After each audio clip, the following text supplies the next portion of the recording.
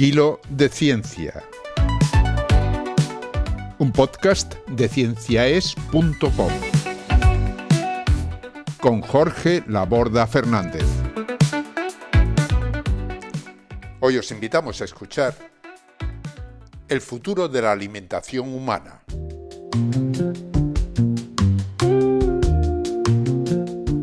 Buena ciencia, amigas y seguidores de Kilo. La conferencia del Dr. Grande Cobian, titulada El futuro de la alimentación humana, que con su propia voz y estilo, recuperados por inteligencia artificial, nos va a ofrecer y que os ofrecemos también en este episodio de Kilo in Memoriam, la Fundación Grande Cobian, Ángel Rodríguez Lozano y quien os habla, incluye un resumen de muchos de los conceptos sobre nutrición abordados por el Dr. Grande Cobian en conferencias anteriores. No obstante, tras este resumen, el Dr. Grande nos adentra en lo que él estimaba podría ser el futuro de la alimentación de la humanidad. Os animo a escuchar sus palabras, que estoy seguro os enseñarán algo nuevo sobre la ciencia de la nutrición humana.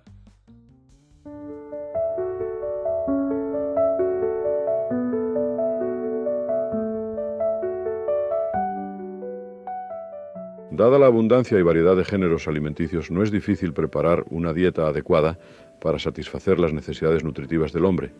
En principio, y tratándose de un adulto sano, toda dieta de valor calórico suficiente para satisfacer las necesidades de energía del sujeto, que contenga alimentos representativos de cada uno de los 6 grupos de alimentos habituales, puede considerarse satisfactoria. Puede decirse, por tanto, que, en el caso del adulto, toda dieta de valor calórico suficiente para mantener un peso corporal constante, dentro de los límites considerados normales para el sujeto, es una dieta adecuada desde el punto de vista energético. Pero, además de energía, nuestro organismo necesita una serie de nutrientes esenciales o indispensables, como ciertos aminoácidos y ácidos grasos, vitaminas y elementos químicos, a los que, por encontrarse principalmente formando sales inorgánicas, denominamos minerales. Estos nutrientes esenciales, cuyo número asciende aproximadamente a 50, se encuentran muy irregularmente repartidos en los alimentos que generalmente consumimos. Prácticamente ninguno de ellos, con la excepción de la leche materna para los primeros 4 a 6 meses de vida, contiene las proporciones adecuadas de todos los nutrientes esenciales. Por esta razón es necesario incluir en la dieta alimentos de distintas características, a fin de que se suplementen unos a otros en cuanto a su contribución al aporte de energía y nutrientes esenciales.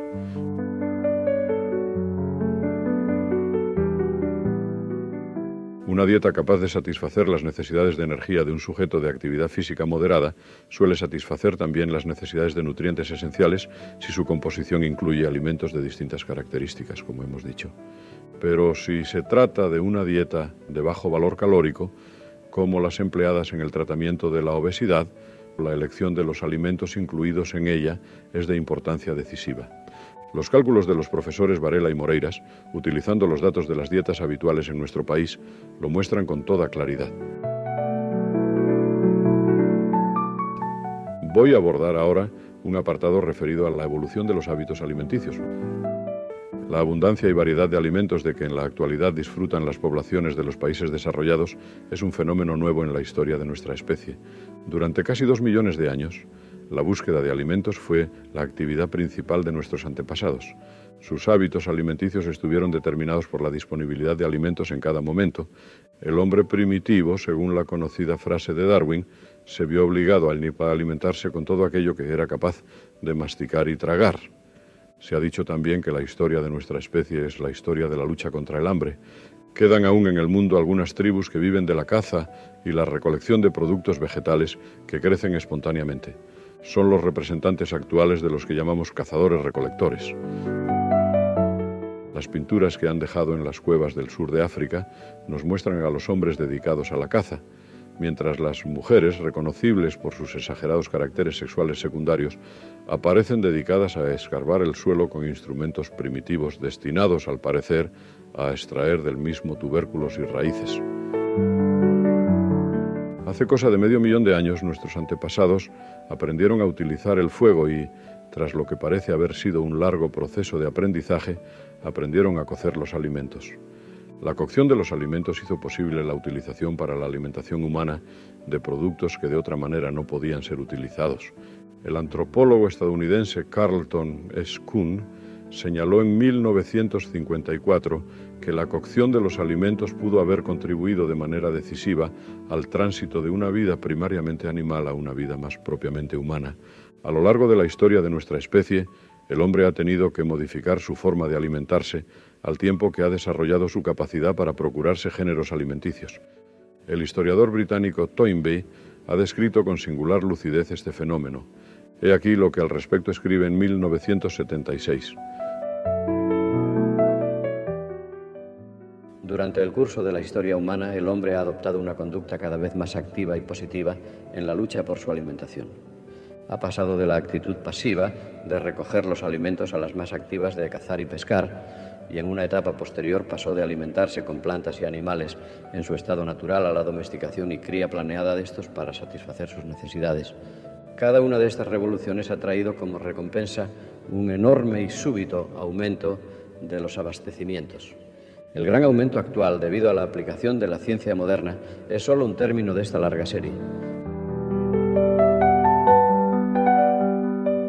Lo que sabemos o conjeturamos acerca de los hábitos alimenticios de nuestros antepasados, junto con la diversidad de dichos hábitos en distintos países en el mundo actual, indica que el hombre es capaz de satisfacer sus necesidades nutritivas con las más variadas mezclas de alimentos habituales preparadas con diferentes técnicas culinarias.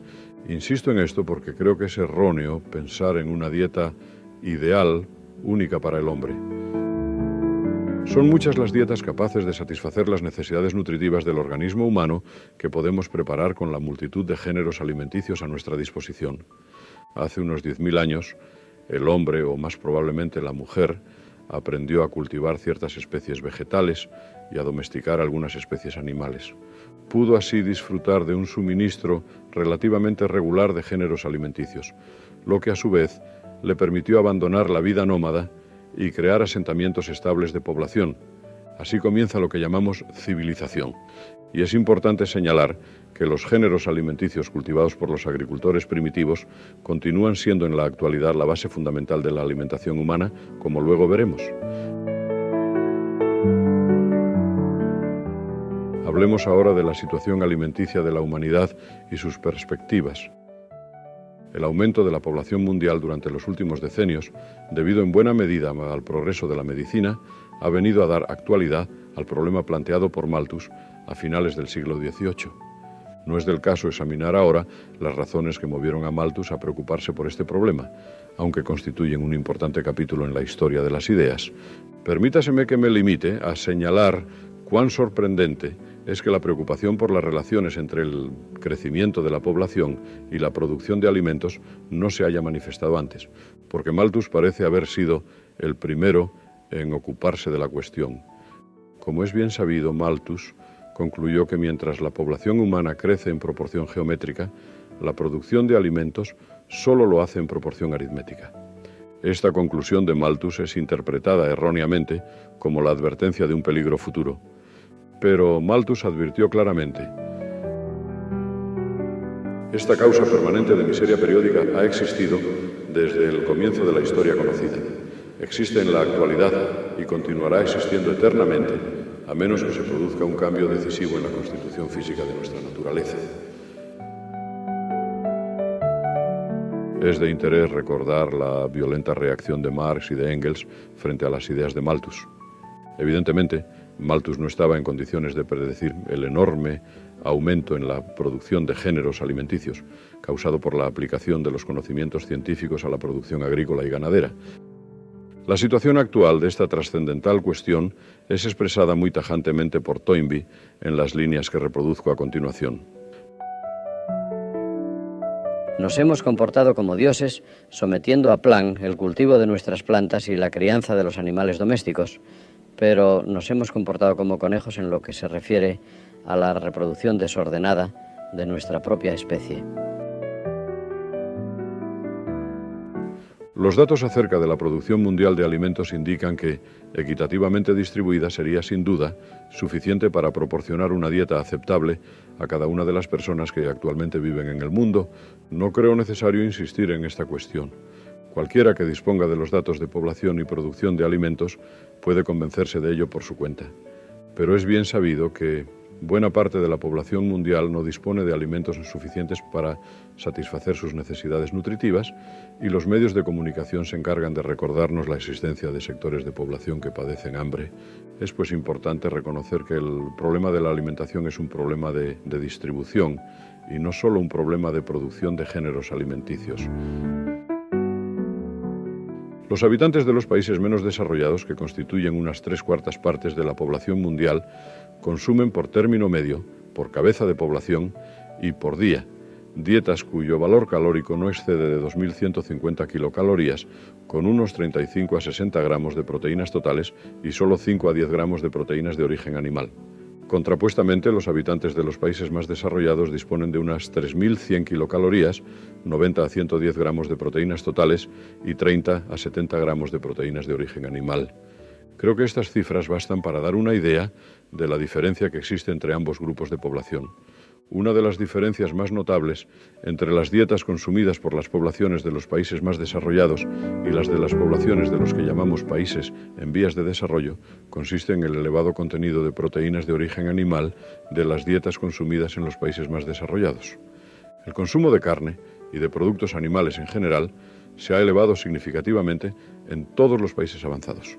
Existe un evidente paralelismo entre el aumento del consumo de carne y la elevación del poder adquisitivo de la población.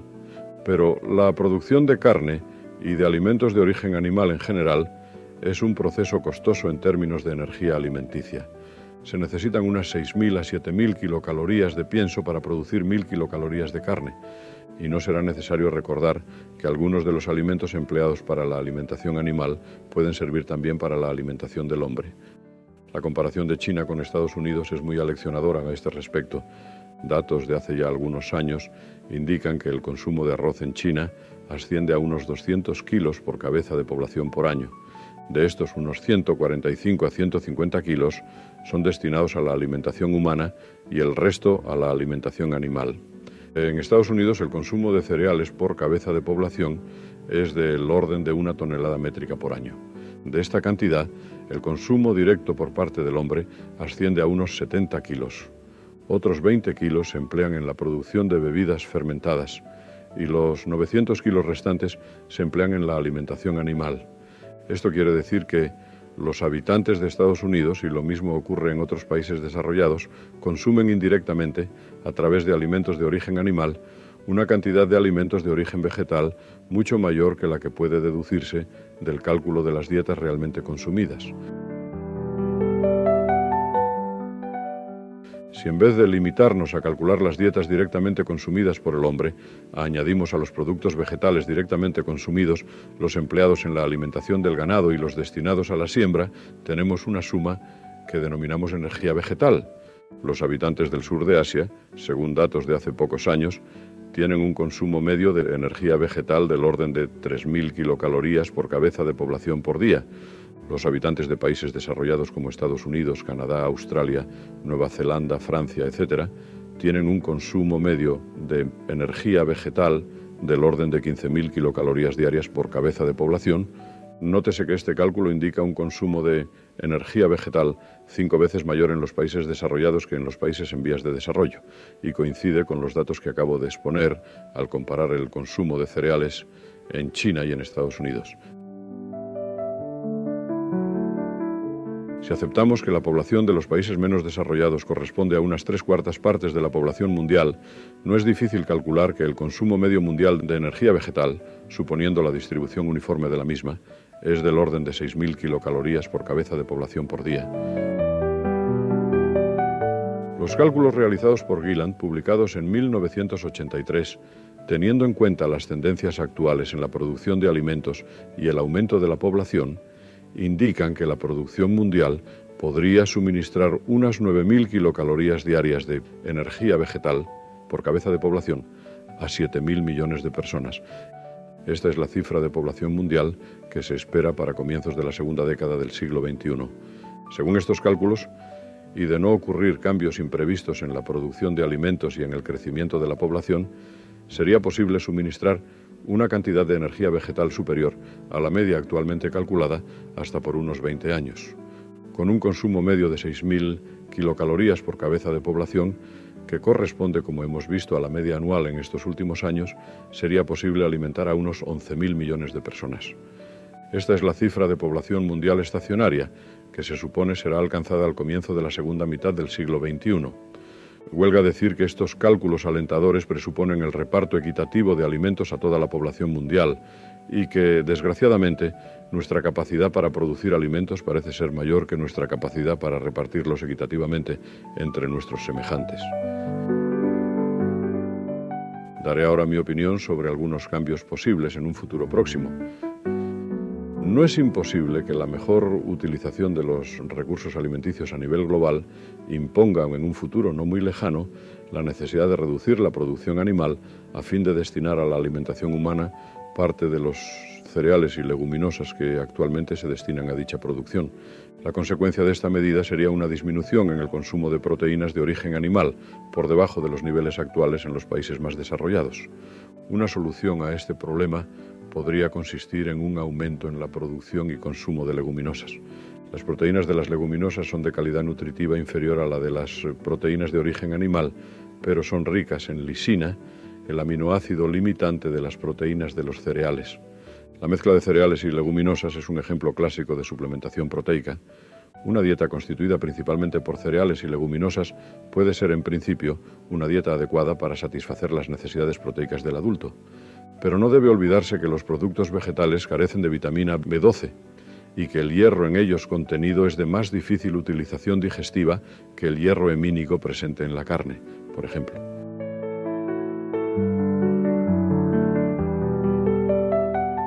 En todo caso, no me parece aventurado suponer que la dieta de nuestros descendientes pueda contener una mayor proporción de leguminosas que la generalmente contenida en las dietas consumidas en los países más desarrollados en el momento actual.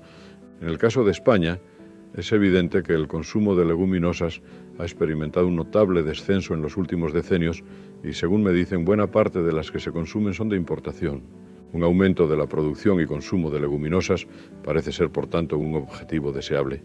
Algunos de los inconvenientes de las leguminosas, como su tendencia a producir flatulencia, podrían ser corregidos sin gran dificultad. Se deben, como es sabido, a la presencia en ellas de oligosacáridos, rafinosa, estaquiosa y verbascosa, para cuya digestión nuestro aparato digestivo carece de las enzimas necesarias. Consideremos ahora el asunto de potenciales nuevas fuentes de proteínas. Hasta hace pocos años, los organismos internacionales y algunos estudiosos de la nutrición humana parecían creer que el problema fundamental de la alimentación de la humanidad se debía al bajo contenido proteico de las dietas consumidas por las poblaciones de los países menos desarrollados. En consecuencia, se realizaron notables esfuerzos encaminados a la producción de proteínas con destino al consumo humano. Dos artículos publicados por McLaren, 1974, y por Waterloo y Payne, 1975, han puesto de relieve la simplificación del problema que esta actitud encierra. El problema de la alimentación de la humanidad es ante todo un problema de suministro de energía. Las necesidades de proteínas del organismo humano aumentan con la deficiencia calórica y parece que algunos de mis colegas habían olvidado la famosa frase de Starling al final de la Primera Guerra Mundial. Ocúpese usted de las calorías, que las proteínas se ocuparán de sí mismas. La deficiencia calórico-proteica, y no la sola deficiencia proteica, es la deficiencia nutritiva más extendida en los países menos desarrollados. Debido a la preocupación por incrementar el suministro de proteínas, que acabo de señalar, se han llevado a cabo numerosos estudios con objeto de obtener proteínas susceptibles de ser consumidas por el hombre a partir de toda suerte de microorganismos, como levaduras, algas y bacterias, de las hojas de los árboles y de leguminosas como la soja. Algunas de estas fuentes de proteínas parecen haber atraído el interés de la sociedad. Con frecuencia tengo que contestar a la pregunta, ¿por qué no nos alimentamos con algas? Los microorganismos pueden ser utilizados sin duda como fuente de proteínas, pero su cultivo y la extracción y purificación de las proteínas que contienen, a fin de hacerlas aptas para el consumo humano, requieren tecnología que no está al alcance de los países que pueden necesitarlas y difícilmente pueden competir en precio con las proteínas de los alimentos habituales. Algunos ejemplos pueden servir para hacer comprender las limitaciones de estas fuentes de proteínas. Hace años se descubrió que era posible cultivar ciertas bacterias en los residuos de la industria del petróleo y utilizarlas para la obtención de proteínas comestibles. La prensa recibió con entusiasmo la noticia y las mal llamadas proteínas del petróleo alcanzaron notable popularidad.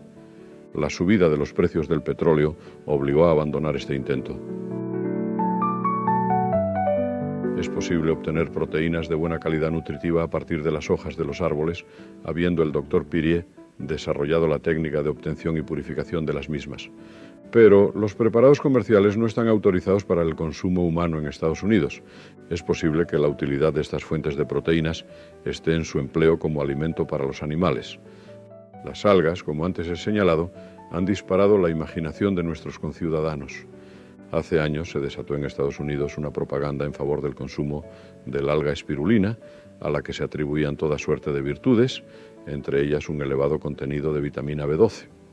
Pero el análisis de los preparados de espirulina demostró que se trata de análogos estructurales de la vitamina desprovistos de acción vitamínica. Tales análogos, de hecho, impiden la utilización de la vitamina por las células humanas en cultivo, y se supone que el mismo efecto puede producirse in vivo. En cuanto yo sé, solo las proteínas obtenidas de la soja son utilizadas actualmente en la alimentación humana. La llamada Textured Vegetable Protein, TVPE, es actualmente utilizada en Estados Unidos incorporada a la carne picada para la preparación de hamburguesas, pero la producción mundial de soja es todavía limitada y me parece ilusorio pensar que esta pueda resolver de momento el problema de la alimentación proteica de los países que más la necesitan. Abordemos ahora el futurista asunto de la alimentación química. Una creencia muy arraigada en la imaginación popular es la posibilidad de alimentarnos con píldoras. Con gran frecuencia tengo que contestar a la pregunta: ¿cuándo nos alimentaremos con píldoras? Es posible preparar actualmente una mezcla de los 50 nutrientes indispensables para nuestra nutrición, que sería perfectamente capaz de satisfacer las necesidades nutritivas del hombre y los animales de experimentación. Esta mezcla, a la que llamamos dieta química, es importante por dos razones. En primer lugar, porque al ser capaz de satisfacer las necesidades nutritivas de nuestro organismo, hace pensar que, al parecer, conocemos todas las sustancias que son indispensables para nuestra nutrición. En segundo lugar, porque incorporada a un medio acuoso, puede ser administrada intravenosamente, permitiendo la alimentación de personas que por una u otra razón no pueden ser alimentadas en la forma habitual. La dieta química ha cosechado éxitos considerables en tales situaciones, pero la cantidad de tal dieta para la nutrición de una persona es del orden de 500 gramos de peso seco por día. Evidentemente es posible preparar esta dieta en forma de comprimidos, pero si estos comprimidos pesan medio gramo cada uno, tendríamos que consumir diariamente no menos de 1000 comprimidos. No me parece que sea esta la forma ideal de alimentarse, sin mencionar que tal dieta resultaría bastante aburrida y notablemente cara. ¿Cómo será entonces la alimentación del futuro? Todo parece indicar que la alimentación de nuestros descendientes en un futuro próximo no va a diferenciarse marcadamente de nuestra alimentación actual. Los cereales, muy probablemente, continuarán siendo la base de la alimentación humana como lo han sido desde el comienzo de la agricultura, hace 10.000 años. Recuérdese que el trigo, el arroz y el maíz han sido la base fundamental de nuestra alimentación durante dicho periodo. Puede hablarse, de hecho, de 3 civilizaciones: la civilización occidental, que ha dependido del trigo y el pan; la de los pueblos asiáticos, que depende del arroz; y la de los pueblos primitivos del continente americano, que ha dependido del maíz. La producción de cereales continúa aumentando. La introducción de las nuevas semillas desarrolladas por el Dr. Borlaug, lo que llamamos la Revolución Verde, ha conseguido éxitos innegables en el sur de Asia. India es actualmente autosuficiente en trigo y arroz, aunque no todavía en maíz. Las islas Filipinas son actualmente exportadoras de arroz. Pakistán y Turquía son exportadores de trigo. No menos importante es que el Dr. Borlaug trata de introducir en África el cultivo de estas variedades de cereales. Con ellas ha conseguido aumentar 7 veces la producción de mijo en Ghana y 2 veces la producción de maíz. Sin olvidar las dificultades debidas al suelo y al clima, no es imposible que en el curso de los próximos 20 años pueda conseguirse en algunos de los países africanos un éxito semejante al obtenido en Asia. Si esto se consigue, habrá desaparecido una de las mayores vergüenzas del mundo actual, el hambre que azota a los países africanos. Pero es preciso reconocer que el aumento en la producción de géneros alimenticios también crea nuevos problemas. Es bien sabido que la Comunidad Europea gasta unos 400 millones de dólares anuales en almacenar los excedentes de trigo, mantequilla y carne, y que Estados Unidos gasta cantidades enormes para subvencionar la producción de maíz. La fabulosa producción agrícola de Estados Unidos se consigue con menos de un 4% de la población dedicada a las faenas agrícolas. No es difícil imaginar lo que va a ocurrir con la población agrícola en los países europeos conforme aumenta la eficiencia de su agricultura. De hecho, la jubilación anticipada de los agricultores menos eficientes parece inevitable en algunos de dichos países. Estos problemas no deben ser olvidados. Un cambio previsible en un futuro inmediato es el aumento del consumo de productos alimenticios que han experimentado transformaciones industriales antes de llegar al consumidor. Esta tendencia, que parece horrorizar a muchos de nuestros semejantes, tiene sin embargo ventajas evidentes que debo señalar ahora. Contribuirá sin duda a una mejor y más racional utilización de los recursos alimenticios y permitirá la mejor vigilancia de las propiedades nutritivas de nuestros alimentos. Contribuirá a dar una mayor variedad a nuestra dieta y, algo no menos importante, contribuirá a facilitar las tareas culinarias del ama de casa. La incorporación de la mujer al mundo laboral limita evidentemente en el tiempo que puede dedicar a dichas tareas. Posiblemente el mayor recelo ante estas tendencias se debe al temor de que la creciente industrialización de los alimentos lleve consigo un mayor empleo de aditivos necesarios para su conservación y la de sus propiedades organolépticas. Es preciso insistir en que los aditivos empleados por la industria alimenticia, que están admitidos por ley en los países más desarrollados, son sustancias que han sido meticulosamente estudiadas, que no ofrecen motivo racional para dudar de su inocuidad. La histeria que estas sustancias provocan en algunos miembros de nuestra sociedad no tiene justificación posible. Muy recientemente, el jefe de la sección de toxicología de la Food and Drug Administration estadounidense ha hecho notar algo en lo que yo he insistido repetidamente desde hace años: la existencia de sustancias potencialmente nocivas como componentes normales de nuestros alimentos habituales.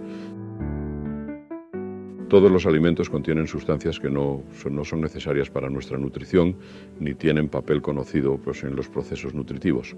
Son los que podemos llamar componentes no nutritivos de los alimentos o, si se quiere, aditivos naturales. Quienes desconfían de los aditivos legalmente autorizados deberían pensar en estos otros aditivos, cuya existencia al parecer desconocen, a menos que crean que por ser naturales no pueden ser perjudiciales. Hablemos ahora del papel de la dieta en la prevención de las enfermedades degenerativas. Otro cambio previsible, a cuyo comienzo asistimos en la actualidad, es la mayor influencia de los conocimientos científicos de la nutrición humana sobre nuestros hábitos de alimentación. La tendencia que caracteriza el estudio científico de la nutrición durante la segunda mitad del presente siglo se debe a la creciente preocupación por el conocimiento de las relaciones entre la composición de las dietas habitualmente consumidas por los distintos grupos de población y el desarrollo de lo que llamamos enfermedades degenerativas, que constituyen la principal causa de muerte en los países desarrollados. Durante la primera mitad del presente siglo, en buena medida, como consecuencia del descubrimiento de las vitaminas, los esfuerzos de los investigadores se han dirigido principalmente a la identificación y caracterización de dichos nutrientes esenciales. No hará falta recordar que en un plazo de unos 20 años se han identificado las 13 vitaminas indispensables para nuestra especie que hoy conocemos. Ninguna nueva vitamina ha sido identificada desde que investigadores ingleses y estadounidenses dieron a conocer el descubrimiento de la vitamina B12 en 1948. Conocemos ahora la estructura de las 13 vitaminas y poseemos extensos conocimientos del papel que cada una de ellas desempeña en el metabolismo. Todas ellas son producidas a escala industrial, consumidas por el público y recetadas por los médicos con entusiasmo no siempre justificado. Conocemos la lesión química que su carencia ocasiona, pero sabemos menos del mecanismo de producción de las manifestaciones clínicas de dichas carencias. Pero las carencias vitamínicas clásicas son hoy poco más que una rareza en los países desarrollados y, como he señalado al comienzo, dada la variedad y abundancia de géneros alimenticios y la necesaria capacidad adquisitiva, no hay gran dificultad en proporcionarse una dieta adecuada.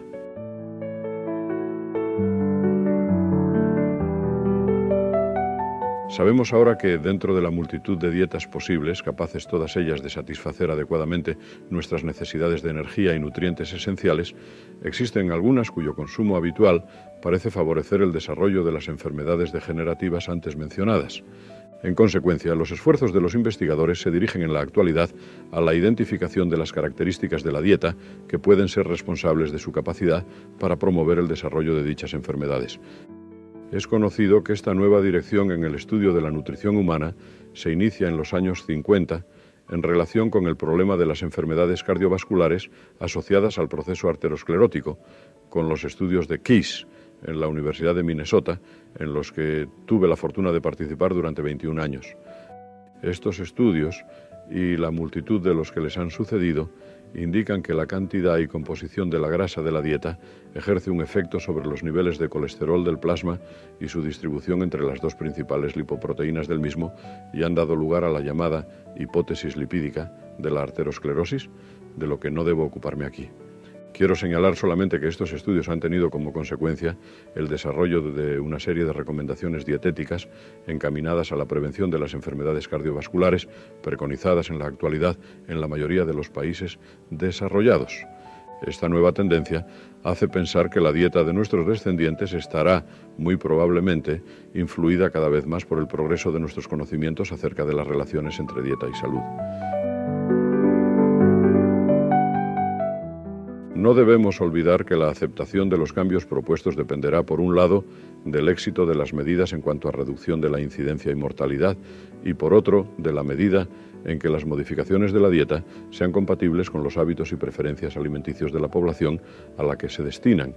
Se ha dicho que es más fácil cambiar de religión que de hábitos de alimentación, y creo que hay mucho de verdad en esta afirmación.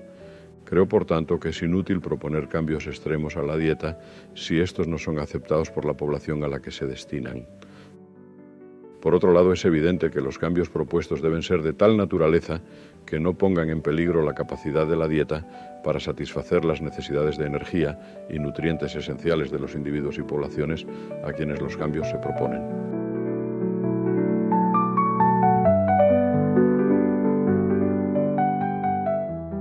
Estamos, pues, al comienzo de una nueva etapa en la que los hábitos alimenticios de nuestra especie van, indudablemente, a verse influidos por el progreso de los conocimientos de nutrición como nunca antes en nuestra historia. Ello significa la necesidad de difundir los conocimientos científicos de la nutrición entre los miembros de nuestra sociedad. Solo así podrán beneficiarse nuestros descendientes del considerable progreso experimentado por los conocimientos científicos de la nutrición. Como conclusión, podemos decir que los datos que acabo de presentar reflejan del modo más objetivo de que soy capaz la información a mi alcance.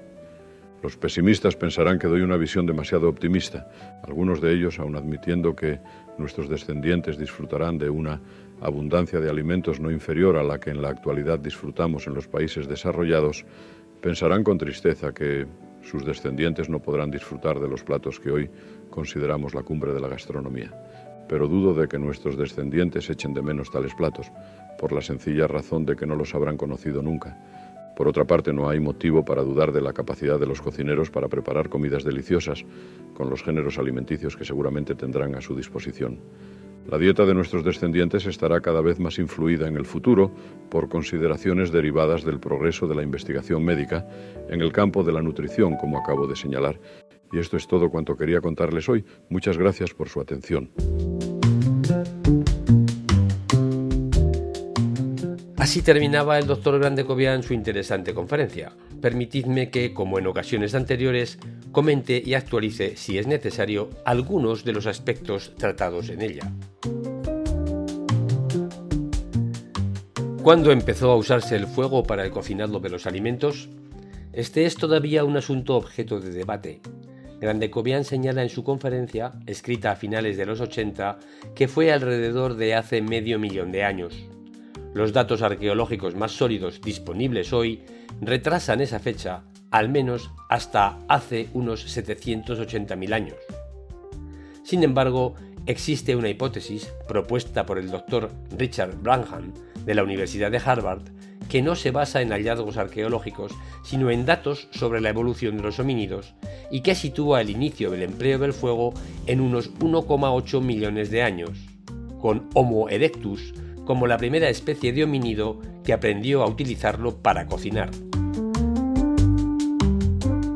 De este asunto hablé hace unos 15 años en mi podcast de Kilo de Ciencia titulado Neuroevolución cocinada, que preparé para celebrar los primeros 100 episodios de Kilo de Ciencia, hoy van más de 800, y que puedes escuchar o leer, si no lo has hecho aún, accediendo a la página web de Kilo de Ciencia. En mi opinión, la hipótesis del Dr. Richard Wrangham, según la cual el empleo del fuego para cocinar alimentos ayudó a la evolución de nuestro cerebro y al desarrollo de la inteligencia humana, es plausible y tiene fundamento nutricional y biológico. No puedo dejar de comentar las lúcidas palabras del Dr. Grande a las que me adhiero al sugerir que no fue el hombre, sino probablemente la mujer la que aprendió a cultivar ciertas especies vegetales y a domesticar ciertas especies animales, entre las que, por mi parte, me atrevo a incluir el propio varón humano. Es interesante comparar hoy el consumo de cereales entre China y Estados Unidos para obtener un criterio nutricional de cómo han cambiado las cosas en el país asiático que se ha convertido en una potencia económica mundial. De acuerdo con los datos publicados por la FAO, la Agencia de la ONU para la Alimentación y la Agricultura, el consumo de cereales como alimento directo por persona y año en China es de unos 155 kilogramos y en Estados Unidos de unos 105. El consumo como pienso animal es de alrededor de 205 kilogramos en China y de unos 480 kilogramos en Estados Unidos. Esto nos da un consumo total de cereales por persona y año de cerca de 360 kilogramos en China y de alrededor de 580 kilogramos en Estados Unidos. Las diferencias entre los dos países siguen siendo importantes, pero se han reducido significativamente de acuerdo con los datos que nos indicaba el Dr. Grande. En particular, Estados Unidos parece haber reducido de forma apreciable, al menos en términos per cápita y según estos balances, el empleo de cereales como pienso para animales, mientras que China los ha aumentado significativamente, aunque sigue estando lejos de las cifras de los Estados Unidos. Es interesante notar que las predicciones del aumento de población realizadas en los años 80 fueron bastante precisas. Se estimaba que a comienzos de la segunda década del siglo XXI se alcanzarían los 7.000 millones de personas. Esta cifra se alcanzó el 31 de octubre de 2011, según la cifra simbólica adoptada por la ONU.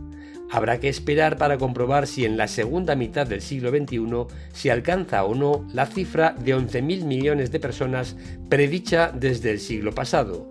Las predicciones más actuales sugieren que no se alcanzará, aunque se llegará a la respetable cifra de unos 10.300 millones de personas.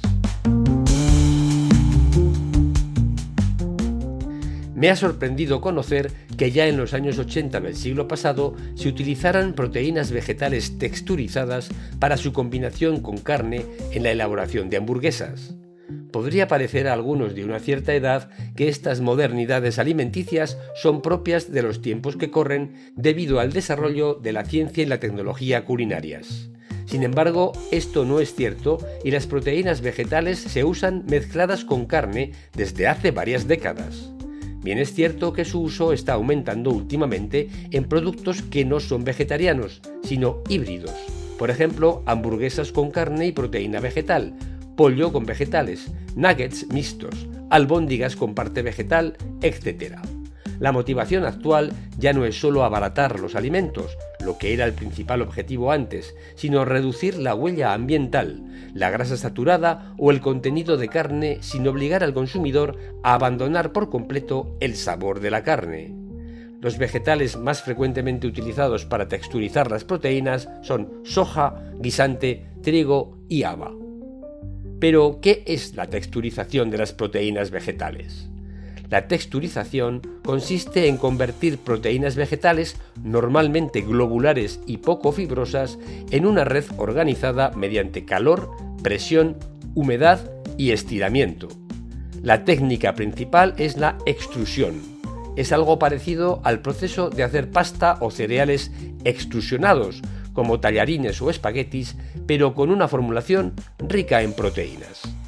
La mezcla proteica se introduce en un extrusor, que es un cilindro con 1 o 2 tornillos internos en dirección longitudinal que al girar en el interior van moviendo al material depositado en un extremo del cilindro hacia el otro, donde saldrá por una boquilla.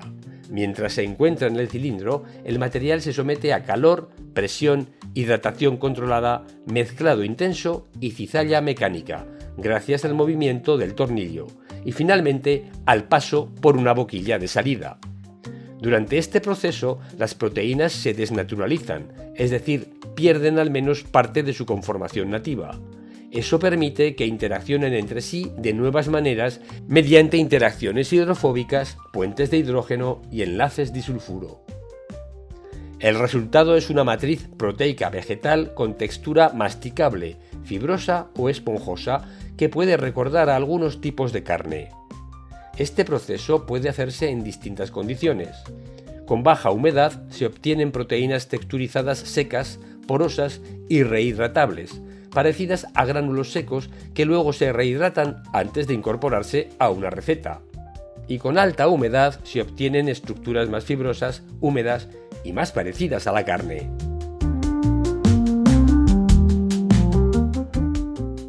Conviene destacar también el hecho de que las predicciones del Dr. Grande sobre la alimentación de su futuro, que es nuestro presente, no andaban en modo alguno desencaminadas.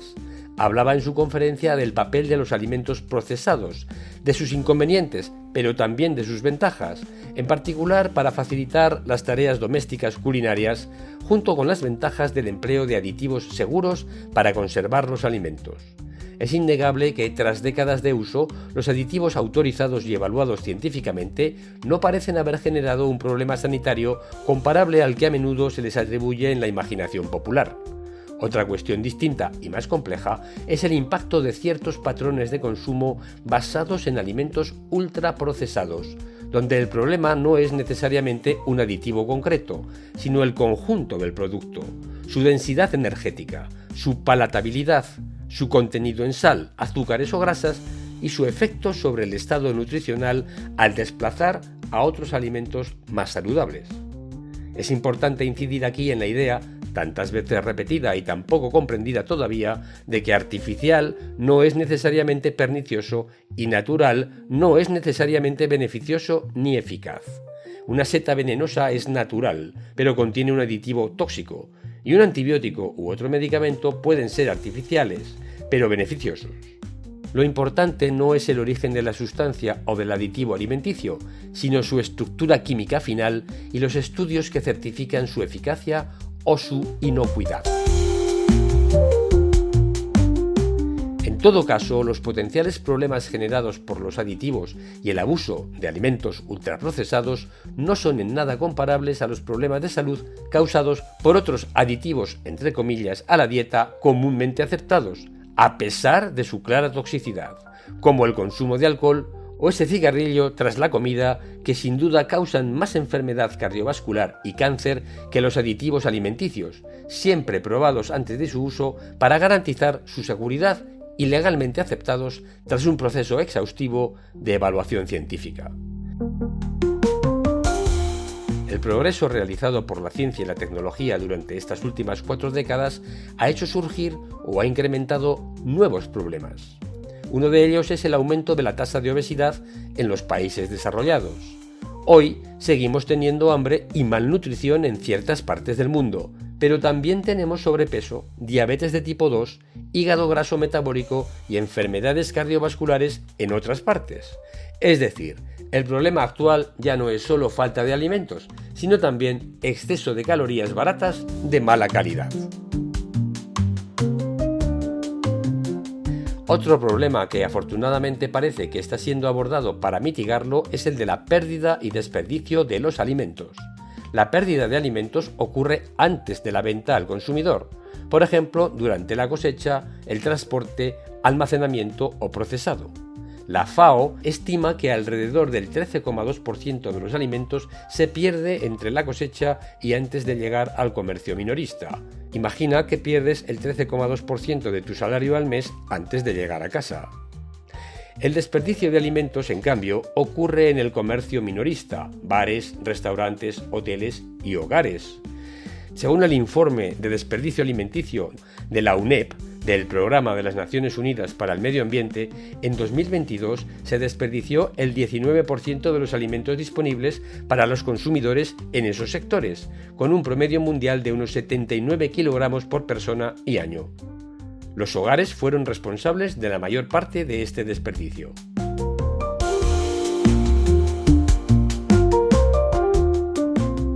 Aquí entran factores económicos, logísticos, legales y también psicológicos. Compramos más de lo que necesitamos, interpretamos mal las fechas de consumo preferente, rechazamos alimentos por su aspecto, servimos raciones excesivas o tiramos sobras que podrían haberse aprovechado. Es triste que una humanidad capaz de producir alimentos en cantidad suficiente para alimentar adecuadamente a una población mucho mayor que la actual, desperdicie todavía una fracción tan elevada de lo que produce, considerando además el impacto que dicha producción ejerce sobre el medio ambiente. Precisamente, otro problema muy presente hoy, pero no tan presente en los años 80 del siglo pasado, cuando Grande Cobian escribió su conferencia, es el impacto de la agricultura y la ganadería sobre nuestro planeta. Hoy es necesario considerar no solo los aspectos nutricionales de la dieta, sino también su relación con las emisiones de gases de efecto invernadero, el uso de agua, los fertilizantes, la deforestación y la pérdida de biodiversidad, un problema que a mí me tiene realmente preocupado. Cada alimento que acaba en la basura no solo representa una oportunidad perdida de alimentar a alguien, sino también agua, suelo, energía, fertilizantes, transporte y trabajo humano desperdiciados.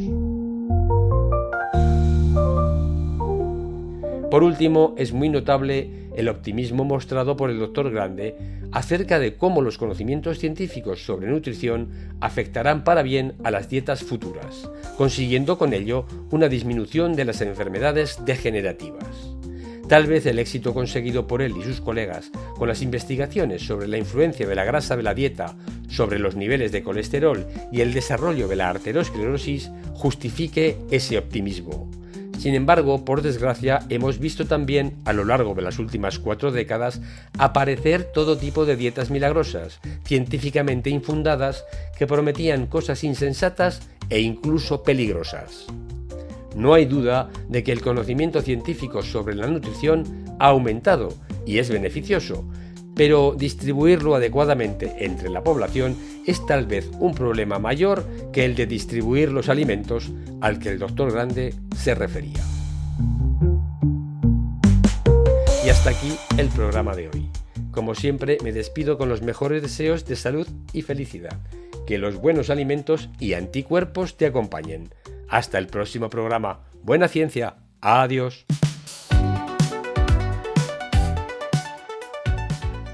Han escuchado ustedes a Jorge Laborda en Kilo de Ciencia, un podcast de cienciaes.com que se elabora gracias a vuestras donaciones. Si deseas colaborar, visita nuestra web y pulsa el botón de donar. cienciaes.com. Ciencia para escuchar.